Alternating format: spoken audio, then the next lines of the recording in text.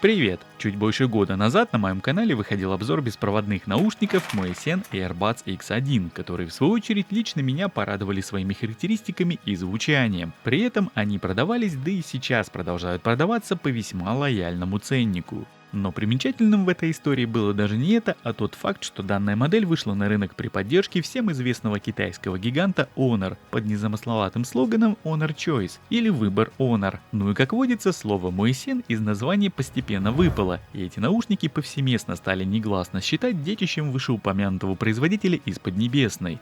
По крайней мере, именно под таким соусом очень часто их продавали. Хотя по факту, как их производством, так и изготовлением героев сегодняшнего обзора занимается китайский завод аудиотехники Kosonic. Вот, собственно, и в нынешнем 2021 году выбор Honor снова пал на устройство с данного завода. Только на сей раз перед нами беспроводные наушники-вкладыши Honor Choice Earbuds X. И именно про них я сегодня и буду рассказывать. По своим габаритным размерам, а также непосредственно по форме, зарядный чехол новинки имеет схожие параметры с таковыми в модели Honor Earbuds 2 Lite. Только вот качество пластика в последних гораздо благороднее. Держа в руках обе модели, эту разницу сразу хорошо ощущаешь. Пластик в Earbuds X используется более дешевый. Крышка в открытом положении никак не фиксируется и довольно свободно болтается. Никаких доводчиков и фиксаторов в петле не предусмотрено. На передней стороне футляра расположен одинокий статусный светодиод состояния. Узнать по нему остаток заряда можно лишь приблизительно. Синее свечение показывает интервал от 100 до 20%, ну а все, что ниже 20, окрасит диод в красный цвет. Емкость встроенного аккумуляторного блока кейса составляет 500 мАч, а в каждый наушник поместили по 40. В нижнем торце корпуса помимо разъема Type-C встроена круглая физическая кнопка активации и сброса наушников до заводских настроек. Устройство подключается к смартфону по открытию крышки кейса. Возможно, для первичного сопряжения понадобится принудительно нажать эту кнопку активации. В моем же случае делать этого не пришлось. Сами наушники собраны неплохо, но не идеально. Стыки деталей корпуса тактильно прощупываются, в особенности на чашах звуководов. Посадка в целом удобная, но в силу глянцевости исполнения крепко ее не назовешь. По-любому найдутся те, у кого они будут постоянно выпадать, ведь, как я уже неоднократно отмечал, это дело сугубо индивидуальное, в особенности со вкладышами. В каждой ножке установлено по 2 микрофона для обеспечения работы CVC шумодава, а сенсорные области для управления функциями мультимедиа выделены небольшими фасками. Двойной тап по любому из наушников отвечает за плей-паузу, а также с его помощью можно ответить на входящий вызов. Переключение треков зашито по удержанию пальца на сенсоре в течение 2 секунд. Правый наушник переключает вперед, левый отмотает в начало композиции, либо назад. Также по данному действию можно отклонить входящий вызов во время телефонного звонка. Жестом тройного касания можно вызвать голосового ассистента, а вот если зажать и удерживать сенсоры на наушниках одновременно, то можно переключаться между игровым и музыкальным режимами. Регулировка громкости с самих наушников, а также наличие датчиков автопаузы в этой модели не предусмотрены. Фирменное приложение для настройки устройства также отсутствует. За передачу звука между смартфоном и наушниками отвечает современный Bluetooth модуль версии 5.2, а его кодировку осуществляет 2 аудиокодека на выбор, это AAC и SBC.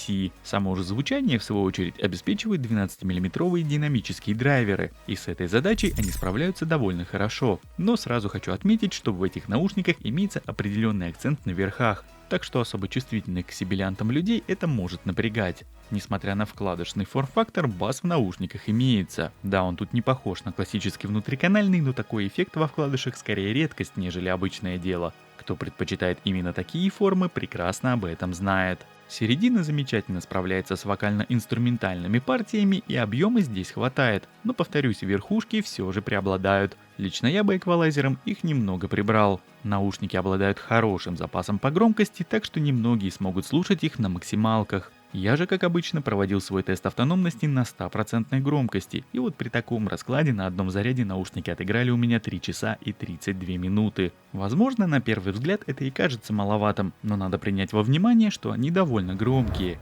Если же вернуться к игровым возможностям устройства, а я напомню, что специальная опция для этих целей здесь поддерживается, то, как и в других подобных устройствах с поддержкой игрового режима интервала по задержкам, я получил схожие. В моем тесте на популярных шутерах PUBG Mobile и Call of Duty Mobile результат составил 160-200 миллисекунд, что в нынешних реалиях скорее уже привычная норма, и для кого-то отставание звука будет не сильно заметным, а для кого-то все же наоборот. С YouTube же картина намного радужнее. Звук от видео на слух не отстает, ролики можно смотреть с комфортом. Что же касается стабильности работы наушников, то лично у меня в связке с моими смартфонами OnePlus Nord CE и Realme Narza 30 никаких проблем по этой части обнаружено не было. Ну а теперь настало время послушать, как отрабатывают встроенные в эти наушники микрофоны. От себя лишь добавлю, что здесь не все так хорошо, как того хотелось бы. Проверяем работу микрофонов в наушниках-вкладышах Honor Choice AirBuds X. Вот таким образом они звучат в закрытой машине. Я сейчас по традиции открываю окна с двух сторон. Вниз на порыве начинает задувать ветер в наушнике, вот так вот параллельно проникает в окно. Ну и, собственно, так вот происходит работа шумодава в этих наушниках. Вот таким вот образом тебя будет слушать собеседник. Плюс мы еще заехали в такой туннельчик, что тоже будет, наверное, немножечко показательно. Как-то так отрабатывают микрофоны в этих наушниках. Ну а мы переходим ко второму тесту, тесту с печкой, конечно. Ну и по традиции второй тест с печкой. Я сейчас выкручиваю ее на максимум. Вот таким вот образом она потихонечку набирает обороты, и уже буквально через 5-6 секунд в салоне будет стоять очень сильный шум. Вот такой вот. Фрагмент этого шума я тебе вставил по традиции, чтобы ты послушал, при каких условиях данный тест проводится. Ну и как-то так отрабатывают шумодавы в этих наушниках. Дороги у нас здесь не особо ровные, иногда встречаются, но тем не менее можно примерно послушать вот в таких вот шумных условиях работу шумоподавления CVC в этих наушниках.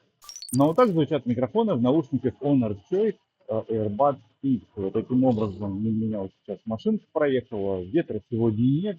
Погода довольно-таки спокойная, тепло, ночью выпал снег, вот так вот красиво на деревьях он лежит, собственно, так вот все красивенько, замечательно, но дороги особо не чищены ничего, я, в принципе, утром вот приехал на работу и вот таким вот образом, в принципе, решил подснять такой небольшой тест. Жалко, нету ветра, я бы на самом деле бы послушал бы, как они звучат еще раз при ветре. Но при всем при этом, вот, кстати, транспорт проезжает вниз. В предыдущем обзоре на Edifier X2 я делал небольшое сравнение их микрофонов и микрофонов вот в этих вот наушниках. И там вот против ветра прям совсем печальная такая история была с этими наушниками. Ну, в общем, как-то так они отрабатывают вот в таких вот условиях, в таких спокойных условиях, как сейчас. Ну и подводя сегодня некий итог, нельзя не принимать во внимание и стоимость этих наушников. На старте продаж гарнитура обошлась мне в 2000 рублей или плюс-минус $28. Сейчас за них просят чуть дороже. И по-хорошему я бы мог отметить, что своих денег они стоят, если бы не одно весомое «но». Лично мне совсем не понравилось, как в них отрабатывают микрофоны. Да, это, конечно, не самое худшее, что я слышал, но тем не менее. К примеру, в эти же деньги есть замечательный HiTune H3 от Ugreen с достойными микрофонами и не менее интересным звучанием. Возможно, по своей форме AirBuds X будут более универсальными, но я и не могу сказать, что у Ugreen по этой части все так уж печально. Да, в посадке там есть определенные особенности, но для понимания, в Honor Choice чаша звуководов тоже не маленькие. Но в любом случае, как бы то ни было, успех у модели AirBuds X скорее всего будет, ведь с вероятностью в 99% их начнут продавать в наших местных магазинах, как это было и с предыдущей моделью. А в силу того, что более-менее адекватных беспроводных вкладышей в примерно такую же стоимость на локальном рынке почти нет, то покупать будут именно эту модель, потому как на Алиэкспрессе закупаются далеко не все.